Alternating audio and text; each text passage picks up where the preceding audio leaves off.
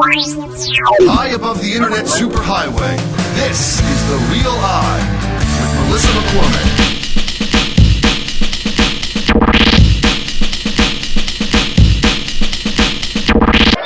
Hey there, and welcome to The Real I, where we've got our eye on a number of headlines heating up the net.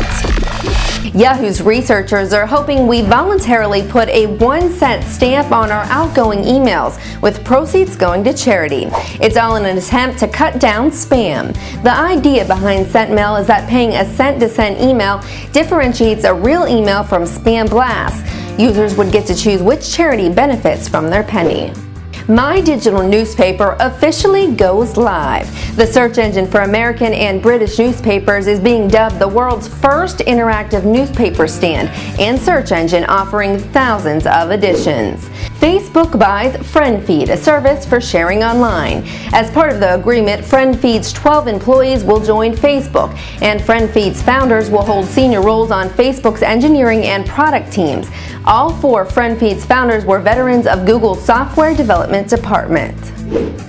Google has added a social networking component to its iGoogle personalized homepage service that will allow users to do things like share YouTube videos, play Scrabble, and maintain joint to-do lists. What's the deal this week? It could be GM and eBay. According to General Motors, the company and eBay Incorporated are launching a test program in California that will allow consumers to negotiate with dealers and buy new vehicles online. The car shopping website gm.ebay.com is said to mark a departure from the way new vehicles have traditionally been sold in the U.S. and is aimed at helping GM recapture lost market share a month after it emerged from bankruptcy. We're feeling the emotion this week with College Humor's original Broadway debut of Website Story, or should we call it an advertisement for some of the web's biggest companies? You decide.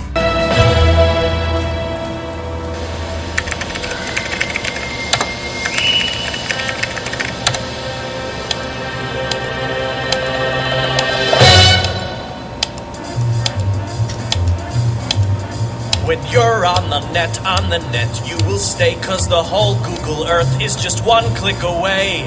When you're on the net, why would you go outside? Why be out in the world? You could be worldwide. I'm so out of shape, I'm gonna buy a moo-moo. The skateboard escape from Back to the Future 2 is now on Hulu. I'm on Twitter, and I'm tweeting, I'm singing a song about tweeting, but it's 7 characters too long. La la la la la la la la. I just found a site called Pandora. I type in bands I know, it gives me ones like O-A-R. Why do you guys sound like gaylords? Come on, we're theater majors. How could our modern technology hold on to 50s philosophy? Sorry to preach funny harmony, here for the 21st century. It's tech-tastic, but it's also $30,000. German company Geyser high-end PCs created bespoke PCs dipped in 24-karat gold. The tricolor gold PC offers a choice of processors ranging from Intel Atom to Core 2 Duo, solid-state drives, and Blu-ray players, but the drive-up cost is in gold plating and crystals. In this week's Weblanthropy, doing good through technology, more than 50 teens from the Chicago area and North Carolina gathered at New Hope Camp and Convention Center in Chapel Hill, North Carolina. The Chicago Youth, part of the Youth Technology Corps, showed North Carolina teens how to refurbish used computers which were donated by Image Microsystems and Office Max. The youth then donated the computers as free computer labs in their communities. Check out our Internet Inspiration, weekly websites that are eye-catching to say the least. In short video clips, the new website Sputnik Observatory links ideas into cohesive, connected trains of thoughts. You have to see it to understand it. www.woot.com, a website for those that like to shop but don't have a lot of time to browse through a slew of merchandise. The Woot features only one product per day, so you can save time and still do your thing. Entering the green space. We all know technology is important, but when it comes to the environment, you may want to check out mygreenelectronics.org. It offers an energy calculator that calculates what your electronics mean for your wallet and the earth. Around the world and stopping in Beijing, where state-owned China Unicom Limited that is talking with Apple Incorporated about becoming an iPhone carrier. China is the world's most populous mobile phone market, and iPhones are produced in China by an Apple contractor. Apple has yet to sign up a Chinese partner. On the blog beat and opening up our eyes. www.mocoloco.com. Blogger Harry Wakefield of Montreal keeps us plugged into the world of modern contemporary design and architecture. And allensblog.typepad.com. Alan Morgan, managing director at a venture capital firm, guides entrepreneurs on how to pitch ideas and get financing. Get your blog heard. Submit it at thereali.com and you may just see it on our next show. In Gratis Business, we found Rydia, a free online idea management and collaboration service, which is developed for anyone who is interested in managing their ideas on an innovative service with their friends. With the help of Rydia, you can store your ideas, manage and organize them, and collaborate with your friends.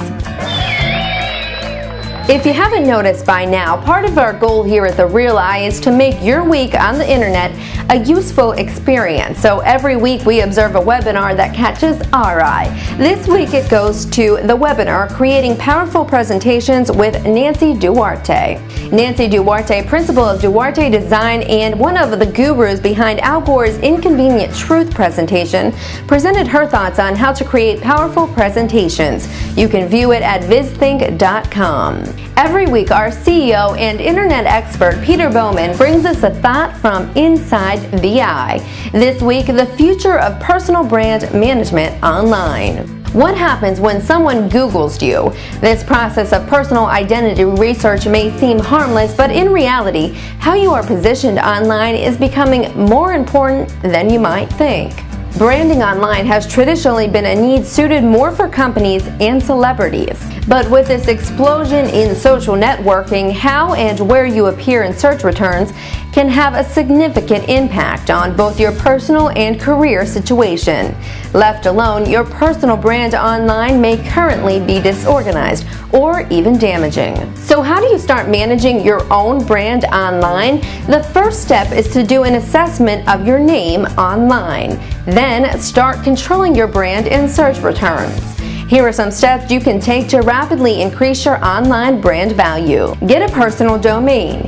If you have personal social sites, be sure they are turned off to outside access unless you use them specifically for personal marketing. Build online profiles. And to clean up the past, you may be surprised when content from many years ago is still lingering online and representing your name. By taking these steps, you can begin to increase the brand value of your name and open yourself up to new opportunities. The important part is that you recognize that no matter who you are, your personal presence online matters, and you do have direct influence in what is being projected about you and others around the world. That does it for The Real Eye. I'm Melissa McCormick. Join us next Tuesday and every Tuesday for more fresh internet news and views from all of us here at the Avericom studios. And don't forget to follow us on Facebook, Twitter, and YouTube. Plus, want to share your internet news with us? Go to www.thereali.com. See you next time.